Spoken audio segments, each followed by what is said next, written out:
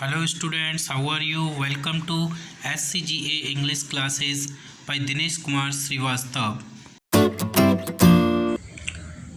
Students, today in this video we are going to study the 7th chapter from the geography book, and the name of the chapter is Lifelines of National Economy. तो students आइए शुरू करते हैं इस chapter को। ये बहुत ही important chapter है, इसको ठीक से आप लोग स्टडी करें। तो देखिए शुरुआत करते हैं। We use different materials and services in our daily life. Some of these are available in our immediate surroundings while other requirements are met by bringing things from other places। तो देखिए students, हम ये जानते हैं कि हमारे आसपास बहुत सारी चीज़ें होती हैं, बहुत सारी वस्तुएं होती हैं, बहुत सारी मटेरियल्स होती हैं, बहुत सारी सर्विसेज होती हैं जिनकी हमको आवश्यकता होती है। तो क्या आप स्टूडेंट जानते हैं कि ये सारी चीज़ें कहाँ से आती हैं? तो जनरली क्या होता है कि कुछ चीज़ें तो ऐसी होती हैं जो हमारे आसपास ही अवेलेबल होती हैं, लेकिन बहुत सी चीज़ें ऐसी होती हैं कि जो हमारे आसपास कहीं और से मंगाई जाती हैं और फिर वो हमको मिल पाती हैं। तो goods and services do not move from supply locals to demand locals on their own. ये हम जानते ही हैं कि अभी देखिए आप इसमें गुड्स में जैसे ये सारी चीज़ें गुड्स हैं, हमारे फ्रूट्स हैं, टेलीविज़न है, टैडी है, बुक्स हैं, ये सारी चीज़ें क्या हैं? गुड्स हैं। सर्विसेज में आप देख सकते हैं जैसे यहाँ पर एक स्टूडेंट्स को पढ़ाते हुए टीचर है ना, एक सर्विस में एक बार्बर है जो कि हेयर कट कर रहा है, बस है, डॉक्टर्स हैं, ये सब क्या हैं? ये सर्विस देने वाले लोग हैं और ये सारी चीज़ें गुड्स हैं, ये हमें मिलती हैं। तो हमें ऐसा नहीं होता है कि ये सारी चीज़ें अपने आप ही जो सप्लाई लोकल्स है यानी सप्लाई का जो प्लेस है वहाँ से जो डिमांड का जो प्लेस है यानी जहाँ पर ज़रूरत है वहाँ अपने आप पहुँच जाए, ऐसा पॉसिबल नहीं हो पाता। जैसे बाज़ार से कोई चीज़ है वो आपके पास अपने आप तो आपके पास नहीं आती है ना, जनरली उसको लेने जाना पड़ता है या किसी माध्यम से। जैसे आप कहेंगे कि हम तो घर बैठे ऑनलाइन मंगा लेते हैं, तो ऑनलाइन भी जो पर्सन आपके पास लेकर के आएगा तो वो अपने आप ऐसा नहीं है कि वो उस वस्तु को वहीं से शिफ्ट करेगा, वस्तु अपने आप यहाँ आ जाएगी, वो भी किसी व्हीकल में रख करके लेके आएगा। तो क्या होता है कि the movement of these goods and services from their supply locations to demand locations necessitates the need for transportation. यानी जब सप्लाई लोकेशन से डिमांड लोकेशन तक इस जो भी गुड्स होती हैं, जो भी सर्विसेज होती हैं, उनके मूवमेंट के लिए हमें किसकी ज़रूरत पड़ती है? ट्रांसपोर्ट की ज़रूरत पड़ती है ना। अगर हमारे पास ट्रांसपोर्ट नहीं होगा तो ये पॉसिबल नहीं हो पाएगा, किसी भी तरह का ट्रांसपोर्ट हो।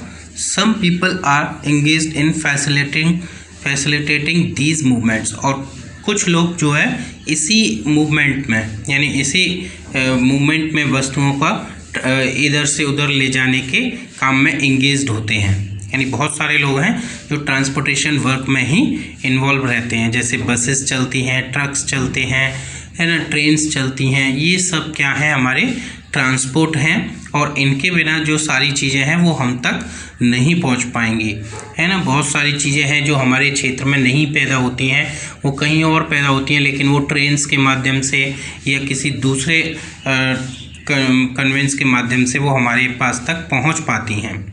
So these are known to be traders who make the products come to the consumers by transportation। और जो लोग इन वस्तुओं को, इन सेवाओं को, है ना, कंज्यूमर्स तक पहुंचाते हैं ट्रांसपोर्टेशन के माध्यम से, है ना, ऐसे लोगों को हम क्या कहते हैं? ट्रेडर्स कहते हैं। जो जितने भी प्रोडक्ट होते हैं उनको कंज्यूमर्स तक, यानी कि जो कंज्यूमर कौन होते हैं? हम लोग होते हैं, उपभोक्ता, है ना, हम तक पहुंचाते हैं, उनको हम क्या कहते हैं? ट्रेडर्स कहते हैं। Thus the pace of development of a country depends upon the production of goods and services as well as their movement over space। तो हम ये कह सकते हैं कि हम ये कहते हैं कि जितना प्रोडक्शन होता है किसी कंट्री में उतना ही वो देश कैसा होता है? डेवलप होता है। तो डेवलपमेंट किसी कंट्री का किस पर डिपेंड करता है? Production of goods and services पर। लेकिन हम इसमें जो ट्रांसपोर्टेशन के जो रोल है उसको भी हम नहीं नकार सकते, क्योंकि प्रोडक्ट तो मान लो प्रोडक्शन तो कर लिया कंट्री ने, अब उस प्रोडक्शन को रिक्वायर्ड प्लेस पर पहुंचाने के लिए तो आपको ज़रूरत होगी ना ट्रांसपोर्टेशन की। या रिक्वायर्ड प्लेस से मान लीजिए आपने फील्ड में किसी भी तरह की क्रॉप की और उस क्रॉप को किसी फैक्ट्री में लेकर के जाना है या लोगों तक पहुंचाना है, तो उसके लिए हमें ज़रूरत पड़ेगी ट्रांसपोर्टेशन की। Therefore efficient means of transport are prerequisite for fast development।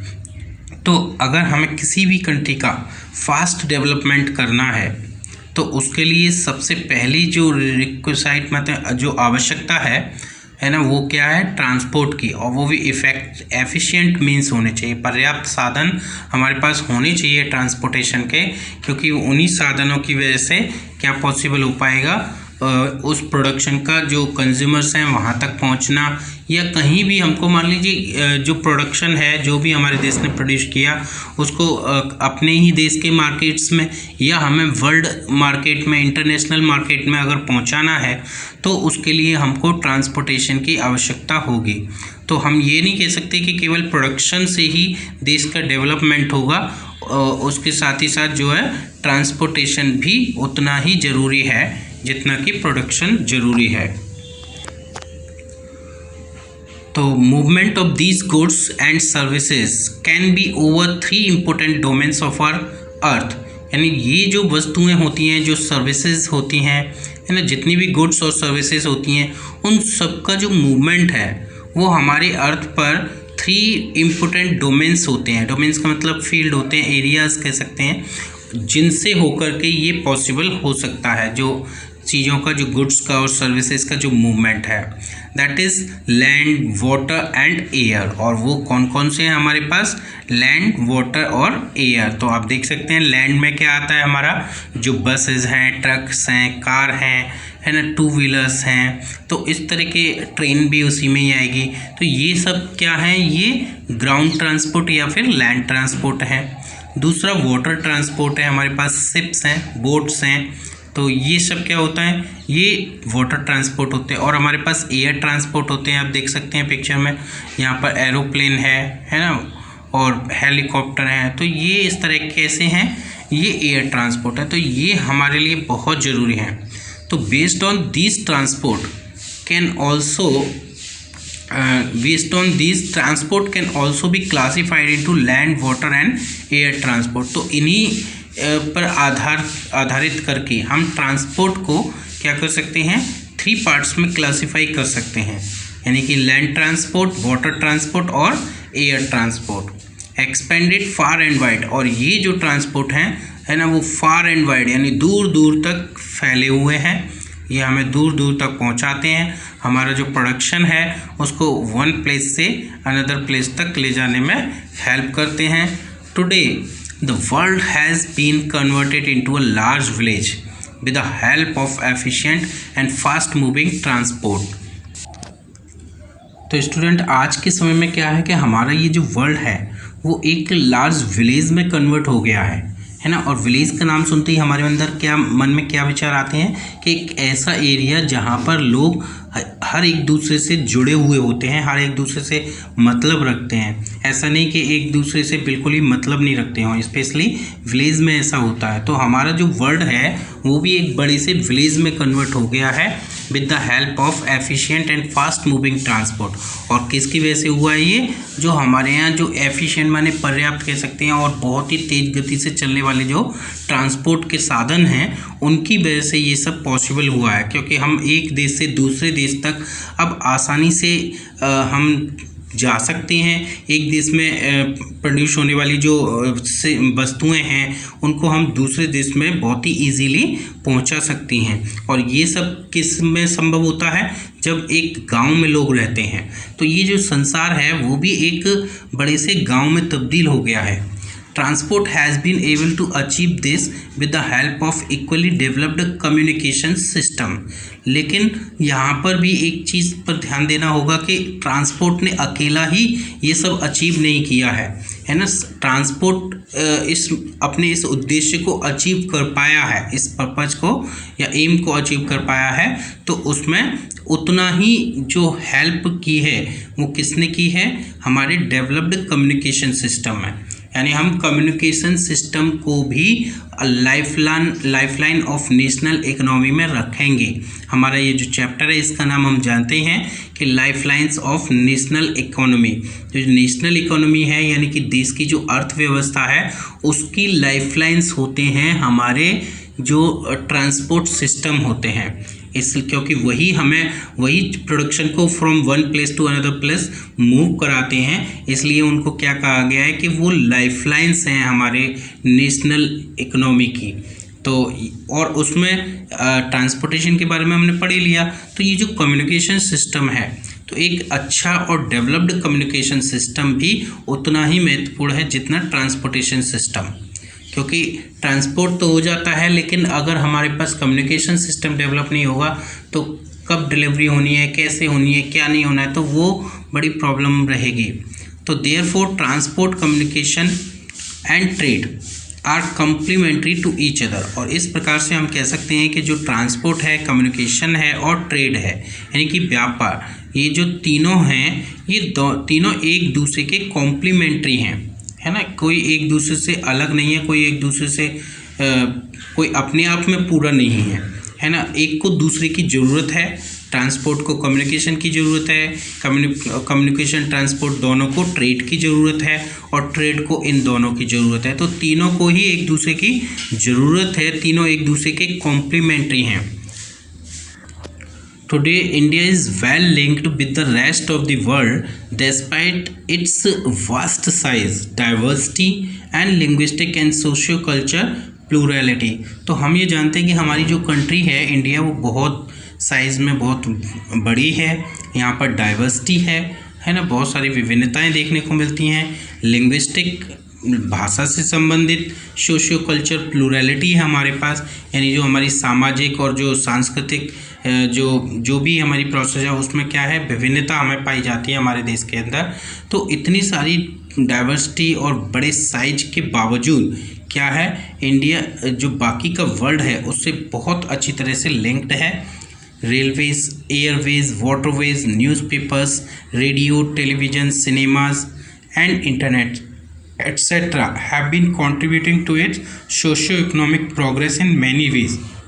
तो ये हमारे ट्रांसपोर्टेशन के मीन्स हैं, जैसे रेलवेज़ है, एयरवेज है, वाटरवेज है, ये हमारे कम्युनिकेशंस के मीन हैं, newspapers, radio, television, cinema, internet. तो ये सारी चीज़ें क्या कर रही हैं, बहुत बड़ा योगदान दे रही हैं हमारे देश के सोशो इकोनॉमिक प्रोग्रेस में बहुत तरीक़ों से।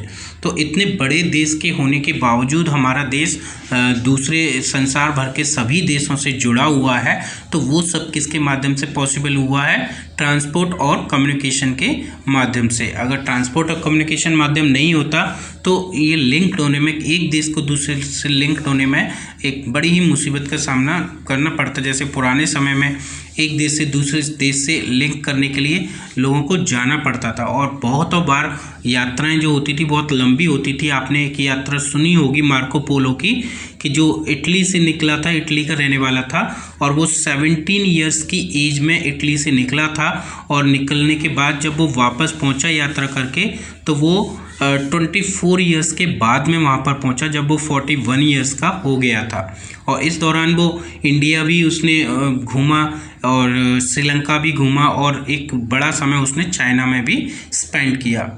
The trades from local to international levels have added to the vitality of its economy। जो ट्रेड्स हैं फ्रॉम लोकल से लेकर इंटरनेशनल लेवल तक का जो ट्रेड्स हैं, व्यापार हैं, उन्होंने इस देश की जो इकोनॉमीज़ होती हैं उनके विटैलिटी को, उनकी मजबूती को और भी ज़्यादा बढ़ा दिया है।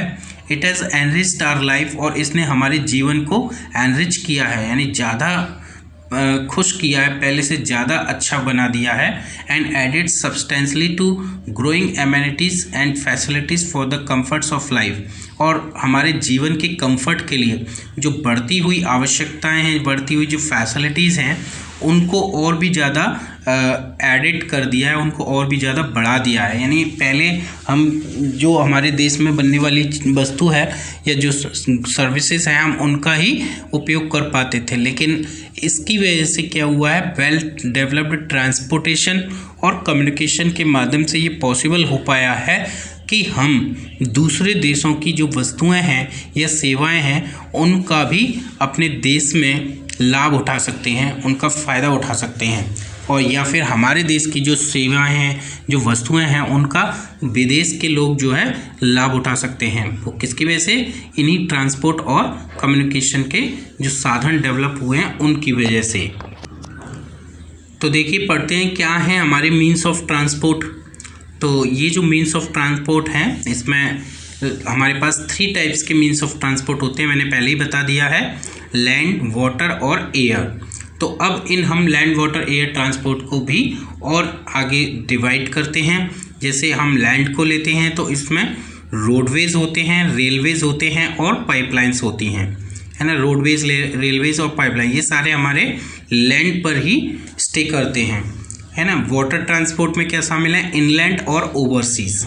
इनलैंड का मतलब क्या होता है, जो देश के अंदर ही रहते हैं, यानी देश के अंदर वन प्लेस से अदर प्लेस तक अगर हम वाटर के माध्यम से जाते हैं, रिवर के माध्यम से जाते हैं, तो वो क्या होता है, इनलैंड। और कुछ ओवरसीज़ होते हैं, ओवरसीज़ का मतलब होता है दूसरे देशों में, है ना। अगर हमारा जो बिजनेस है वो दूसरे देशों में वाटर ट्रांसपोर्ट के मीन्स के थ्रू हो रहा है, तो उसको हम क्या कहेंगे, ओवरसीज़ कहेंगे, है ना। दूसरे देशों से माल मंगाना या वहाँ पर किसी भी तरह का प्रोडक्शन जो है उसको सेंड करना, वो सब क्या कहलाएगा, ओवरसीज़ ट्रांसपोर्ट के माध्यम से वो कहलाएगा।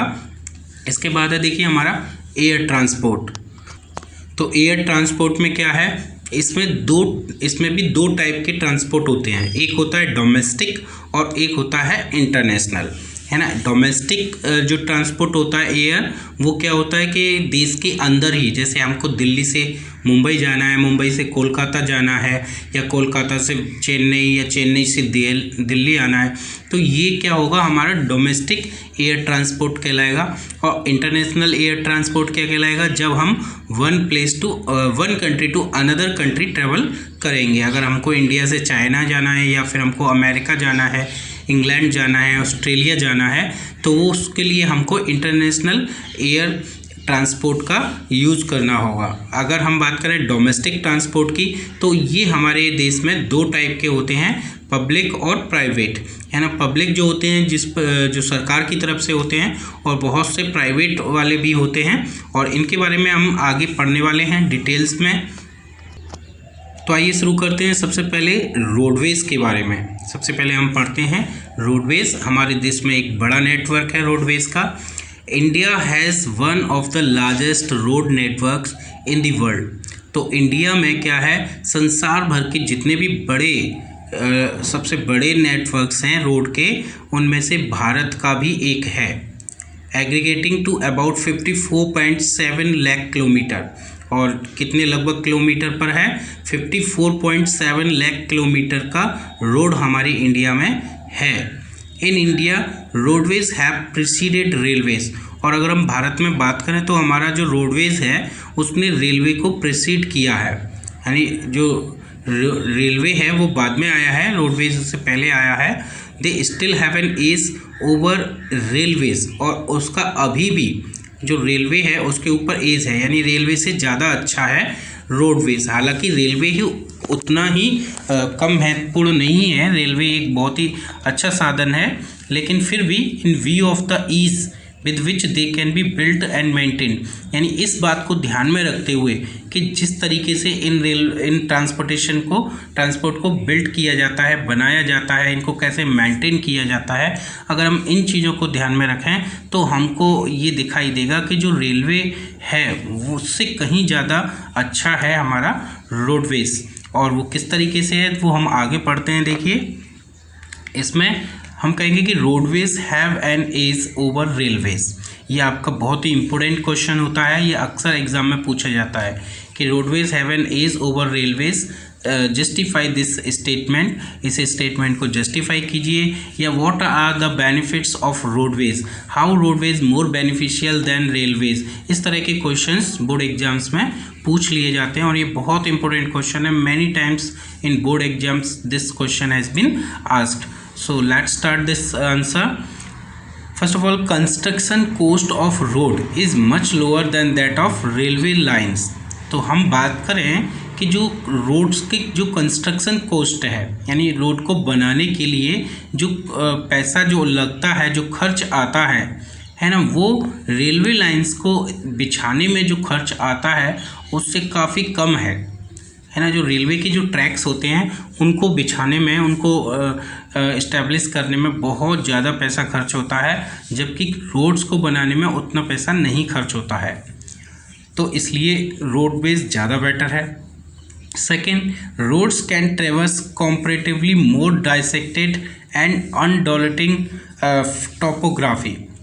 तो हमारे देश में जो ऐसी टोपोग्राफी का मतलब होता है जो हमारी जो लैंड है उसकी जो संरचना होती है ना, उसको हम टोपोग्राफी कहते हैं। तो हम देखते हैं कि हमारे देश में बहुत सारे ऊंचे नीचे प्लेसेस है, कहीं पर पैटर्न हैं, पठार हैं, कहीं पर माउंटेन्स हैं, कहीं पर लैंड है, कहीं पर काफ़ी गहराई वाले स्थान हैं और कहीं पर बहुत ही बंजर टाइप के। तो बहुत सारी ऐसी जगह हैं जहाँ पर क्या होता है कि रेलवेज़ को कंस्ट्रक्ट कर पाना बहुत ही डिफ़िकल्ट होता है, वहाँ पर रेलवे ट्रेवल नहीं कर सकता है। तो जैसे भी डाइसेक्टेड अनडोलेटिंग जो टोपोग्राफी है, उन सभी में क्या होता है, केवल रोड से जो आप बन सकता है। आपने देखा होगा बहुत सारे ऐसे एरियाज़ होंगे जहाँ पर माउंटेन्स होंगे, उनमें से छोटी छोटी जगह में से होकर के रोड्स को निकाल दिया जाता है कि एक माउंटेन पर चढ़ने के लिए भी एक रोड को बना दिया जाता है। रोड से माउंटेन पर चढ़ा जा सकता है, लेकिन हम एक ट्रेन इतनी नहीं बना सकते, या बनी भी गई है वैसे आज के समय में बहुत सी जगहों पर, लेकिन फिर भी वो उतनी सक्सेसफुल नहीं है जितना कि रोडवेज सक्सेसफुल है इन फील्ड्स में। Roads can negotiate higher gradients of slopes and as such can traverse mountains such as the Himalayas. यानी रोड्स हैं जो हायर ग्रेडियंट्स ऑफ स्लोप्स हैं, यानी जो बहुत ही ऊंचे ऊंचे और जो ढलान हैं, यानी बहुत ऊंचाई से नीचे तक आने के लिए या ऊपर तक जाने के लिए जो रोड्स हैं वो उनमें कारगर साबित होते हैं, है ना। जैसे कि जो माउंटेन्स हैं हमारे, या जो हिमालयज़ हैं, हिमालयज़ में माउंटेन्स में, बड़े बड़े माउंटेन्स में अभी मैंने बताया कि रोड को कंस्ट्रक्शन करना थोड़ा सा इजी है बजाय रेलवे के कंस्ट्रक्शंस के। नेक्स्ट पॉइंट देखें, fourth point, road transport is economical in transportation of few persons and relatively smaller amount of goods over short distances. तो देखिए, रोडवेज का जो एक सबसे अच्छा जो बेनिफिट है वो क्या है कि ये फ्यू पर्सन्स को, यानी कम से कम लोगों को ले जाने के लिए, one place to another transport करने के लिए काफ़ी इकोनॉमिकल है, यानी कम खर्चे वाला है ना। And relatively small amount of goods, अगर हमको स्मॉल अमाउंट में यानी कि कम अमाउंट में गुड्स को ले जाना है और शॉर्ट डिस्टेंस तक ले जाना है, तो उसमें क्या होता है कि ये हमें कम खर्च वाला लगता है। जैसे कि मान लीजिए हमको यहाँ से आगरा से धौलपुर जाना है, तो ये आगरा से धौलपुर एक क्या है, एक छोटा डिस्टेंस है और वहाँ पर हमको कुछ लोगों को लेकर के जाना है। अगर हम बात करें ट्रेन की, तो आगरा से और धौलपुर के बीच में अगर एक ट्रेन चलाई जाती है तो सबसे पहले ट्रेन में क्या चाहिए, ट्रेन एक बड़ी ट्रेन बनती है और उसमें बहुत सारे लोगों की ज़रूरत है। अगर हमको केवल मान लीजिए 8 या 10 लोगों को ले जाना है, तो 8 या 10 लोगों के लिए हम ट्रेन को ऑप्ट नहीं करेंगे, हम ऑप्ट करेंगे कि हम किसी और साधन से ही चले जाएं, रोड से चले जाएं। तो रोडवेज ज़्यादा बेटर रहेगा रेलवेज से, क्योंकि रोडवेज में उतना नहीं आएगा, है ना। तो बहुत इजीली जल्दी भी हम पहुंच जाएंगे। तो कुछ जगह ऐसी होती है, वैसे हम ये देखते हैं कि जो रेलवेज़ है वो हमारा चीप है रोडवेज़ की अपेक्षा। अगर हम बस से कहीं किसी प्लेस पर जाते हैं तो उसमें हमारा जो फेयर है वो ज़्यादा होता है और ट्रेन में कम होता है। लेकिन फिर भी अगर हम बात करें फ्यू पर्सन्स को लेकर के या शॉर्ट डिस्टेंसेस को लेकर के स्मॉलर अमाउंट में अगर हमको गुड्स को भेजना है तो उसमें क्या होता है कि हमको रोड ट्रांसपोर्ट ज़्यादा बेटर नज़र आता है ना। और सबसे बड़ा जो इसकी खासियत है रोड ट्रांसपोर्ट की वो है इसकी door to door service. It also provides door to door service, thus the cost of loading and unloading is much lower. और ये जो डोर टू डोर सर्विस जो हमें प्रोवाइड करता है इसकी वजह से जो लोडिंग और अनलोडिंग की जो कॉस्ट है वो काफ़ी कम हो जाती है। स्पेशली ये बहुत इम्पोर्टेंट ट्रांसपोर्ट है क्योंकि आपको जैसे अपने जहाँ आप रहते हैं उसके आसपास चारों तरफ घूमना है तो वो आप रोडवेज़ का ही यूज़ करेंगे, आप रेलवे का यूज़ नहीं कर सकते। आपको अपने मार्केट में घूमना है, अपने शहर के बाज़ारों में घूमना है ना, अपने एक ही शहर में डिस्ट्रिक्ट में one place to another place जाना है तो उसके लिए आपको क्या करना होगा, रोडवेज़ का ही फेस करना पड़ेगा। और सबसे बड़ी बात कि रोडवेज़ ही वो एक साधन है जो आपको आपके घर से रेलवेज तक ले जाता है। अगर हम रेलवे की बात करें कि रेलवे चीप तो है लेकिन रेलवे डायरेक्ट आपके डोर पर नहीं आता है, यानी किसी भी वस्तु को पहुंचाना या आपको भी कहीं जाना है तो ऐसा नहीं है कि आप घर से निकले और रेलवे की जो सुविधा है वो आपको मिल गई। उसके लिए पहले आपको रोडवेज़ को यूज़ करना पड़ेगा। आप अपने घर से जो, क्योंकि रेलवे क्या है, ट्रेन्स हमको कहाँ मिलेंगी, रेलवे स्टेशंस पर मिलेंगी, लेकिन जो रोडवेज़ है वो आपको आपके घर के बाहर ही मिल जाएगा। और उस रोडवेज़ की जो फैसिलिटी होंगी उनकी हेल्प से हम कहाँ पहुँचेंगे, रेलवे स्टेशंस पहुँचेंगे। और रेलवे स्टेशन से ही हम जो ट्रेन्स हैं उनको ले पाएंगे, उनकी जो फैसिलिटी है उसका लाभ ले पाएंगे। तो हमको ये जो छोटी शॉर्ट डिस्टेंसेस होती हैं इनमें बहुत ज़रूरी होता है कि हमारे पास रोडवेज़ हो, एक वेल डेवलप्ड रोडवेज सिस्टम हमारे पास होना चाहिए।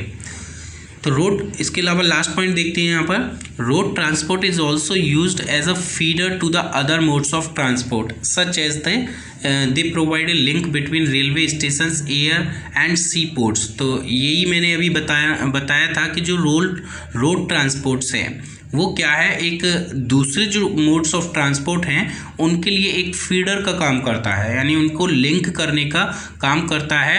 ये जितने भी रेलवे स्टेशंस हैं, एयर है, सी पोर्ट्स हैं, इन सबको जोड़ने का काम करता है ना। आप एयरपोर्ट से आए और मान लीजिए आप किसी अदर कंट्री से आए हैं, एयर ट्रांसपोर्ट आपने यूज़ किया और आप वहाँ से आए दिल्ली, और दिल्ली तक जैसे एयर ट्रांसपोर्ट हर जगह नहीं होता है ना। शहर के, देश के कुछ जो चुनिंदा प्लेसेस होते हैं या इम्पोर्टेंट प्लेसेस होती हैं वहीं पर एयर ट्रांसपोर्ट पहुंचता है। तो वहाँ से सपोज कीजिए कि आप इंग्लैंड से आए और फ्लाइट ने आपको दिल्ली में, मुंबई में मूव किया या आपको लैंड कराया, और उसके बाद आपको अपने किसी एक गांव में पहुंचना है ना। सपोज कीजिए आपको आगरा में ही पहुंचना है मुंबई से, तो अब आप क्या करेंगे, मुंबई से वहाँ से एक ट्रेन लेंगे, है ना। अब आपने ट्रेन का यूज़ कर लिया, लेकिन ट्रेन के बाद अब ट्रेन आपको जैसे किसी भी रेलवे स्टेशन पर ड्रॉप कर देगी, उसके बाद आपको क्या यूज़ करना पड़ेगा, उसके बाद आपको रोड ट्रांसपोर्ट यूज़ करना पड़ेगा।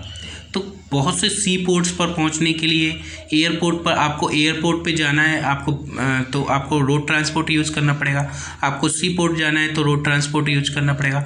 आपको रेलवे स्टेशंस पर जाना है तो आपको रोड ट्रांसपोर्ट यूज़ करना पड़ेगा। तो ये एक सबसे बड़ा बेनिफिट है हमारे रोड ट्रांसपोर्ट का। अब देखिए पढ़ते हैं क्लासिफिकेशन ऑफ द रोडवेज। तो हमारे जो रोडवेज हैं, है ना, उनका भी हम क्लासिफिकेशन कर सकते हैं। तो हमारे देश में क्या है, roads are classified in the following 6 classes according to their capacity. तो यहाँ पर हमने रोडवेज को उनके कैपेसिटी के आधार पर, यानी कैपेसिटी के अनुसार हमने 6 पार्ट्स में डिवाइड किया हुआ है ना। इनके बारे में हम आगे डिटेल में भी पढ़ने वाले हैं।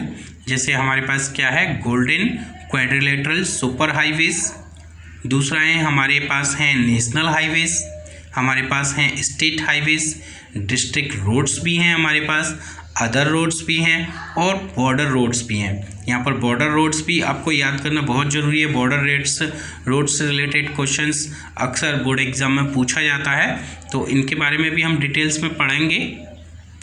देखिए सबसे पहले पढ़ते हैं गोल्डन क्वाड्रिलेटरल सुपर हाईवेज, ये क्या होते हैं, इनके बारे में हम सब ठीक से समझें। The government has launched a major road development project linking Delhi, Kolkata, Chennai, Mumbai and Delhi by 6 lane super highways. तो देखिए हमारे ये देश की जो, इनको हम 4 मेट्रोपॉलिटन सिटी कहते हैं, हम इनको, हमारे देश के 4 बड़े महानगर हैं ये, दिल्ली, कोलकाता, चेन्नई और मुंबई, है ना। चारों जो है 4 अलग अलग डायरेक्शन में है। दिल्ली हमारा नॉर्थ में है, कोलकाता हमारा ईस्ट में है, चेन्नई साउथ में है और मुंबई वेस्ट में है। तो ये पूरा जो ईस्ट वेस्ट नॉर्थ साउथ है इनको जोड़ते हैं। तो ये क्या है, एक बहुत ही मेजर प्लेसेस है हमारी कंट्री के। तो हमारी जो गवर्नमेंट है उन्होंने एक ऐसा रोड डेवलपमेंट प्रोजेक्ट तैयार किया है जो इन चारों को जोड़ता है, यानी दिल्ली से कोलकाता, कोलकाता से मतलब चारों को, आप दिल्ली से कोलकाता भी जा सकते हैं, कोलकाता से चेन्नई, चेन्नई से मुंबई, मुंबई से फिर दिल्ली, है ना। तो इस तरीके से ये एक 4 कह सकते हैं हम, एक अगर हम इसका एक चित्र बना लें तो हमको एक रेक्टेंगल टाइप में, रेक्टेंगल तो नहीं लेकिन जिसकी 4 साइड्स हों, इसके क्वाड्रिलेटरल टाइप में हमको देखने को ये मिलेगा। आप मैप में भी देख सकते हैं, मैं ये मैप है, देखिए इस मैप में आपको दिखाता हूँ। तो इसमें आप देख सकते हैं ये जो डार्क लाइन है, जो मोटे मोटे लाइन जो जा रही है वो दिल्ली से मुंबई, है ना, और कोलकाता, मुंबई से चेन्नई, चेन्नई से कोलकाता, इस तरह से ये चारों जो, ये जो महानगर आप देख रहे हैं इस मैप में, है ना, इस मैप में ये चारों महानगरों को जोड़े हुई है। तो ये जो लाइन है ये कौन सी है, हमारी गोल्डन क्वाड्रिलेटरल सुपर हाईवेज कहलाती हैं। ये जो सड़क है, ये जो रोड नेटवर्क है, इसको क्या बोला जाता है, गोल्डन क्वाड्रिलेटरल सुपर हाईवेज। ये इन मेजर मेट्रोपॉलिटन सिटीज़ को लिंक करता है। और दिल्ली से, Delhi by 6 lane super highways, और यहाँ इसमें क्या है, 6 लेन सुपर हाईवेज है। 6 लेन का मतलब क्या होता है कि जब रोड पर 6 लेन बनी हो, यानी 6, जैसे आपने सड़क पर देखा होगा कि वाइट लाइन्स बना दी जाती हैं, एक रोड को डिवाइड करके वाइट लाइन बना दिया जाता है। तो जितनी, जैसे एक जगह पर जैसे वाइट लाइन 2 बनी हुई हैं सपोज कीजिए, तो समझ लीजिए कि वहाँ पर 3 लेन्स हो गई उस जगह, क्योंकि 2 लाइन में डिवाइड कर दिया है। तो 2 तो, एक तो बीच का हो गया, एक लाइन के लेफ़्ट साइड का, एक लाइन के राइट साइड का और एक मिडल में। तो ऐसे ही दूसरी तरफ होगा, डिवाइडर बीच में होता है, डिवाइडर के उस तरफ भी ऐसे ही होगा। तो इस तरह से रोड क्या बन जाता है, वो 6 लेन रोड बन जाता है। The north south corridor linking Srinagar, Jammu and Kashmir and Kanyakumari, Tamil Nadu and east-west corridor connecting Silchar in Assam and Porbandar in Gujarat are part of this project। तो इसी प्रोजेक्ट के देखिए और पार्ट हैं। अब ये क्या करते हैं, हमारा जो नॉर्थ साउथ कॉरिडोर है वो जम्मू कश्मीर को, कन्याकुमारी, जम्मू कश्मीर जो श्रीनगर है जम्मू कश्मीर में, तो श्रीनगर से कन्याकुमारी तक गया हुआ है। ये ध्यान रखिएगा, नॉर्थ साउथ कॉरिडोर है, यानी नॉर्थ हमारा जो जम्मू कश्मीर है और साउथ में हमारा तमिलनाडु है। तो नॉर्थ में श्रीनगर है जम्मू कश्मीर में, वहाँ से लेकर, और साउथ में तमिलनाडु है ना, कन्याकुमारी है, वहाँ तक ये रोड नेटवर्क फैला हुआ है। और अगर हम ईस्ट वेस्ट की बात करें तो ईस्ट से वेस्ट साइड में तो असम में एक प्लेस है जहाँ पर, जिसका नाम है सिलचर, तो वहाँ से लेकर के गुजरात में पोरबंदर तक, है ना, ये एक रोड नेटवर्क है और वो इसी golden quadrilateral super highway project का ही एक पार्ट है। और देखिए आप इसको इस मैप में देख सकते हैं, ये वही मैप है जो अभी हमने पहले दिखाया। तो यहाँ पर देखिए आप ऊपर देख सकते हैं, बीच में से बिल्कुल लाइन जा रही है जो काफ़ी डार्क है, मोटी है ना, वो आपको श्रीनगर से नीचे कन्याकुमारी तक ले जा रही है। और अगर आप ईस्ट टू वेस्ट देखें तो ईस्ट में ये आसाम में एक प्लेस है जहाँ पर सिलचर, और सिलचर से लेकर ये देखिए गुजरात तक जा रही है, गुजरात में पोरबंदर है, ये वहाँ तक पहुँचती है। The major objective of these super highways is to reduce the time and distance between the mega cities of India। और इस सुपर हाईवे सिस्टम का जो सबसे मेजर ऑब्जेक्टिव है, सबसे बड़ा जो उद्देश्य है वो क्या है कि जो हमारे देश की जो मेगा सिटीज़ हैं, बड़े बड़े सिटीज़ हैं, उनके बीच में टाइम और डिस्टेंस को रिड्यूस करना, जाने के लिए टाइम और डिस्टेंस को रिड्यूस करना है ना। अगर हम किसी और रोड नेटवर्क के माध्यम से जाएंगे तो हमें ज़्यादा डिस्टेंस ट्रेवल करनी पड़ेगी, अगर हम इनके थ्रू जाएंगे तो कम डिस्टेंस में ही हम वहाँ पर पहुँच जाएंगे। These highway projects are being implemented by the National Highway Authority of India। ये भी क्वेश्चन में वेरी शॉर्ट में पूछ लिया जाता है कि जो गोल्डन क्वाड्रिलेटरल सुपर हाईवेज हैं वो किसके द्वारा इम्प्लीमेंट किए जाते हैं या कंट्रोल किए जाते हैं। तो ये जो हाईवे प्रोजेक्ट्स हैं गोल्डन क्वाड्रिलेटरल वाले, वो हमारे देश की में national highway authority of India, जिसको हम शॉर्ट में NHAI भी कह सकते हैं, तो national highway authority of India के द्वारा इम्प्लीमेंट किए जाते हैं ये गोल्डन क्वाड्रिलेटरल सुपर हाईवेज वाले जितने भी प्रोजेक्ट्स हैं। इसके बाद देखिए पढ़ते हैं नेशनल हाईवेज। तो national highways link extreme parts of the country. जो नेशनल हाईवेज हैं वो क्या करते हैं, देश के जो अधिकांशतः हिस्से हैं, ज़्यादातर जो देश के हिस्से हैं उनको हमारे नेशनल हाईवेज कनेक्ट करते हैं, लिंक करते हैं। तो नेशनल हाईवेज आपने देखा ही होगा जिसको हम NH बोलते हैं, कहीं पर आपने NH3, NH4, NH5 इस तरह से बहुत सारे NH लिखे हुए देखे होंगे। तो ये नेशनल हाईवेज होते हैं। These are the primary road system and are laid and maintained by the Central Public Work Department, जिसको हम शॉर्ट में CPWD कहते हैं। तो ये जो रोड नेटवर्क है वो प्राइमरी रोड सिस्टम है ना, ये बहुत ही महत्वपूर्ण रोड सिस्टम है। जैसे जो अभी हमने पढ़े गोल्डन क्वाड्रिलेटरल सुपर हाईवेज, वो तो केवल बड़े बड़े जो शहर हैं उनको कनेक्ट करते हैं, लेकिन नेशनल हाईवेज जो दूसरे छोटे और अच्छे मेजर सिटीज़ हैं उनको भी ये कनेक्ट करते हैं। और इनको किसके द्वारा मेंटेन किया जाता है, किसके द्वारा इनको लेड किया जाता है, कंस्ट्रक्शन इनका, इम्प्लीमेंटेशन इनका किसके द्वारा, एक पब्लिक वर्क डिपार्टमेंट होता है सेंट्रल गवर्नमेंट की अंडर में, है ना। PWD जिस नाम आपने सुना ही होगा, PWD पब्लिक वर्क डिपार्टमेंट होता है। लेकिन यहाँ पर ये जो नेशनल हाईवेज हैं जो सेंट्रल गवर्नमेंट के अंडर में जो PWD डिपार्टमेंट आता है उसके द्वारा ये मेंटेन किए जाते हैं, जिसको हम CPWD बोल देते हैं। A number of major national highways runs in north, south and east west direction. तो अगर हम बात करें हमारे नॉर्थ से लेकर साउथ तक और ईस्ट से लेकर वेस्ट तक डायरेक्शन में, तो बड़ी संख्या में, है ना, बड़ी संख्या में हमारे देश के अंदर नेशनल हाईवेज हैं जो रन करते हैं। द हिस्टोरिकल शेरशाह सूरी मार्ग is called national highway number 1 between Delhi and Amritsar. तो दिल्ली से अमृतसर के बीच जाने वाला जो शेरशाह सूरी मार्ग है उसको हम नेशनल हाईवे नंबर 1 कहते हैं, यानी NH1, है ना। तो जो NH1 है वो कौन सा है, शेरशाह सूरी मार्ग, है ना, जिसको हम ग्रांड ट्रंक रोड भी शायद कहते हैं, GT रोड भी कहते हैं, है ना। इसका पहले नाम क्या था, शेरशाह सूरी मार्ग। तो ये बहुत ही हिस्टोरिकल मार्ग है, बहुत पुराने समय में ये बनाया गया था, अब तो ये वेल डेवलप हो गया है। नेक्स्ट है देखिए state highways. Roads linking a state capital with different district headquarter are known as state highways. तो स्टेट हाईवेज कौन से होते हैं, स्टेट हाईवेज उन रोड्स को कहती हैं जो स्टेट की, किसी भी स्टेट की कैपिटल को उस स्टेट की जो डिफरेंट डिस्ट्रिक्ट हेडक्वार्टर्स हैं उनसे लिंक करते हैं, उनको हम क्या कहते हैं, स्टेट हाईवेज। तो ये आपको याद रखना होगा कि नेशनल हाईवेज को किन किन प्लेसेस को लिंक करते हैं, गोल्डन क्वाड्रिलेटरल सुपर हाईवेज किसको लिंक करते हैं। यहाँ पर हम स्टेट हाईवेज की बात कर रहे हैं। तो ये रोड की जो किसी स्टेट की कैपिटल है उस कैपिटल को उस स्टेट की जो मेजर डिस्ट्रिक्ट होते हैं, डिस्ट्रिक्ट हेडक्वार्टर होते हैं, उनसे ये लिंक करते हैं। These roads are constructed and maintain by the state public work department. तो ये जो रोड नेटवर्क हैं इनको किसके द्वारा कंस्ट्रक्ट किया जाता है, जो स्टेट के अंडर में जो पब्लिक वर्क डिपार्टमेंट आता है ना। PWD लिखा है, वैसे हम उसको SPWD भी लिख सकते हैं, लेकिन स्टेट में हम उसको सिर्फ PWD बोलते हैं। तो ये स्टेट में होते हैं और यूनियन टेरिटरीज में होते हैं। तो ये रोड नेटवर्क इस PWD डिपार्टमेंट के द्वारा मेंटेन किए जाते हैं और कंस्ट्रक्ट किए जाते हैं। नेक्स्ट है हमारा डिस्ट्रिक्ट रोड्स, है ना। डिस्ट्रिक्ट रोड से आप सबसे ज़्यादा परिचित होंगे।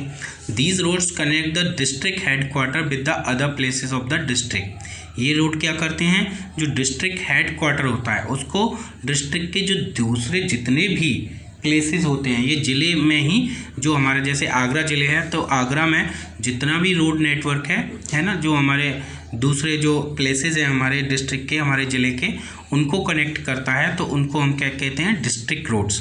और these roads are maintained by the Zila Parishad. ये आपको बहुत इंपॉर्टेंट याद रखना है, क्योंकि ये वेरी शॉर्ट में पूछ लिया जाता है कि जो डिस्ट्रिक्ट रोड्स हैं वो किसके द्वारा मेंटेन किए जाते हैं, तो वो जिला परिषद के द्वारा मेंटेन किए जाते हैं। नेक्स्ट है हमारा अदर रोड्स। अदर रोड्स में देखिए कौन से रोड्स आते हैं, rural roads which link rural areas and villages with towns are classified under this category. तो ऐसे बहुत सारे रूरल रोड्स होते हैं जो रूरल एरियाज़ में होते हैं, गाँव में होते हैं, जो उनको देश के जो मतलब वहाँ के जो टाउन्स हैं, नगर हैं, उनसे कनेक्ट करते हैं। तो ऐसे रोड्स को हम इस कैटेगरी में रखते हैं, अदर रोड्स की कैटेगरी में। These road received special impetus under the Pradhan Mantri Gramin सड़क योजना। और इस प्रकार के जो रोड्स होते हैं वो एक प्रधानमंत्री जी की एक ग्रामीण सड़क योजना चलती है, उसके अंडर में ये जो रोड्स हैं वो स्पेशल इम्पीचेस यानी स्पेशल अटेंशन अट्रैक्ट करते हैं, इनकी ओर स्पेशल ध्यान दिया जाता है। Under this scheme, special provisions are made so that every village in the country is linked to a major town in the country by an all-season motorable road।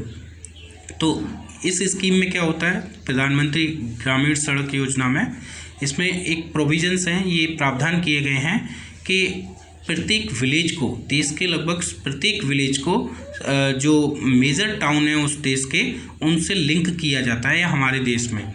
और ये कैसे रोड्स होते हैं, ऑल सीजन मोटरेबल रोड्स होते हैं। All season road होते हैं यानी पूरे सीजन में चलने वाले, मोटर से बनते हैं, मोटर जिस पर मोटर चल सकें, या फिर हम कहें कि जो मोटर से बनते हैं, जो कंक्रीट वगैरह होते हैं, डाबर वगैरह का यूज़ करते हैं, तो उनसे बने हुए ये रोड्स होते हैं। आइए पढ़ते हैं बॉर्डर रोड्स के बारे में, ये बहुत ही इंपॉर्टेंट हैं बॉर्डर रोड्स। तो apart from these border roads organisations a government of India undertaking constructs and maintain roads in the bordering areas of the country। तो हमारे देश के जो बॉर्डरिंग एरियाज़ हैं, जहाँ पर दूसरे देशों के बॉर्डर्स मिलते हैं, दूसरे देशों की सीमाएं लगती हैं, तो वहाँ पर बहुत सारे रोड्स कंस्ट्रक्ट किए जाते हैं। और ये किसके द्वारा होता है, border roads organisation a government of India undertaking, है ना, ये भारतीय सरकार के अंडरटेकिंग है बॉर्डर रोड ऑर्गेनाइजेशन। तो बॉर्डर रोड ऑर्गेनाइजेशन इन रोड्स को कंस्ट्रक्ट करता है, इनको मेंटेन करता है। This organisation was established in 1960 for the development of the roads of strategic importance in the northern and north eastern border areas. और इस ऑर्गेनाइजेशन का, बॉर्डर रोड ऑर्गेनाइजेशन का जो इस्टेब्लिशमेंट है वो 1960 में हुआ था। और ये किस लिए किया था, जो ये बहुत ही स्ट्रैटेजिक इम्पोर्टेंस के रोड होते हैं, यानी जो हमारी जो रणनीति होती है देश की किसी दूसरे देश के प्रति, है ना, तो उनके लिए ये रोड बनाए जाते हैं। और स्पेशली जो हमारी नदर्न बॉर्डर हैं, हमारे नॉर्थ ईस्टर्न बॉर्डर हैं, वहाँ पर इनको डेवलप किया गया है। These roads have improved accessibility in areas of difficult terrain and have helped in the economic development of these areas। तो ये जो रोड्स हैं बॉर्डर रोड्स, इन रोड्स ने क्या किया है, जो इन एरियाज़ में जो डिफ़िकल्ट टेरेन वाले एरियाज़ हैं वहाँ पर एक्सेसिबिलिटी को इम्प्रूव कर दिया है, सुधार दिया है। यानी ऐसे बहुत से माउंटेन एरिया होते हैं स्पेशली जहाँ पर बॉर्डर होते हैं, तराइन वाले क्षेत्र होते हैं, तो वहाँ पर पहुँचना बड़ा ही कठिन होता है, लेकिन इन रोड की वजह से वहाँ पर पहुँचना बहुत आसान हो गया। जैसे आप बात करें, आपने लद्दाख के बारे में सुना ही होगा। अब लद्दाख वाले एरिया में जब हम जाते हैं तो वहाँ केवल क्या है, डेजर्ट है, और वो भी कैसा, कोल्ड डेजर्ट, जहाँ पर हर समय बर्फ़ जमी रहती है। तो उनके बीच में रोड बनाना बड़े डिफ़िकल्ट होता है, लेकिन वो वहाँ पर बनाए गए हैं। और स्पेशली वो बॉर्डर रोड्स हैं वहाँ पर, क्योंकि चाइना का बॉर्डर वहाँ पर कनेक्ट होता है। तो ये road and helped in the economic development of this area. और इन रोड्स की वजह से, बॉर्डर रोड्स की वजह से इन एरियाज़ का जो इकोनॉमिक डेवलपमेंट है वो पॉसिबल हो पाया है, क्योंकि इन एरियाज़ में स्पेशली ज़्यादा लोग भी नहीं रहते हैं और ज़्यादा इनकी ओर ध्यान भी नहीं दिया जाता है। लेकिन इन बॉर्डर रोड्स की बनने की वजह से ये बहुत ही इम्पोर्टेंट हो गए हैं, स्ट्रैटेजिक इम्पोर्टेंस इनकी बहुत ज़्यादा बढ़ गई है ना, क्योंकि यहीं से हम एक दूसरे देश की जो गतिविधियां हैं उन पर नज़र रख पाते हैं। तो नेक्स्ट पढ़ते हैं, देखिए मेटल्ड एंड अनमेटल्ड रोड, है ना। ये हमारे वैसे 6 टाइप के वो कंप्लीट हो गए, लेकिन हम जो हमारे देश में जो अंदर जो रोड्स होते हैं उनको भी हम 2 टाइप के रोड्स में डिवाइड कर देते हैं, जिनको हम मेटल्ड और अनमेटल्ड रोड्स कहते हैं। जैसे देखिए, roads can also be classified on the basis of the type of material used for their construction such as metalled and unmetalled. तो मेटल्ड और अनमेटल्ड हम कब इनको डिवाइड करते हैं, ये भी एक तरह का क्लासिफिकेशन है, लेकिन ये क्लासिफिकेशन किया जाता है जो टाइप का मटेरियल रोड बनाने में, रोड को कंस्ट्रक्ट करने में यूज़ किया जाता है उस मटेरियल के टाइप के अकॉर्डिंग। तो मेटल रोड्स में be made of cement, concrete और even bitumen of coal, therefore these are all weather roads. तो मेटल रोड्स होते हैं जिनको हम पक्की सड़क भी कह सकते हैं, वो क्या होते हैं, सीमेंट से, कंक्रीट से और बिटुमेन ऑफ कोल, कोल का जो बिटुमेन होता है इसको हम डाबर बोल देते हैं, उनसे बनाई जाती हैं। और ये कैसे होते हैं, ऑल वेदर रोड्स होते हैं, यानी सारे सीजन में चलने वाले रोड होते हैं, है ना। दूसरा टाइप के रोड होते हैं अनमेटल, जिनको हम कच्ची सड़कें कह देते हैं। तो unmetal roads go out of use in the rainy season. तो ये सड़कें क्या होती हैं, ये रोड्स होते हैं रेनी सीजन में आउट ऑफ यूज़ हो जाते हैं। रेनी सीजन में ये बहुत ही गंदे हो जाते हैं, इन पर कीचड़ हो जाती है, तो वहाँ से ट्रैवल कर पाना बहुत ही मुश्किल भरा हो जाता है। तो इसलिए हम कह सकते हैं कि रेनी सीजन में ये किसी काम के नहीं रहते। लेकिन जो मेटल रोड्स होते हैं वो ऑल वेदर रोड्स होते हैं, वो सारे सीजन्स में काम करते हैं।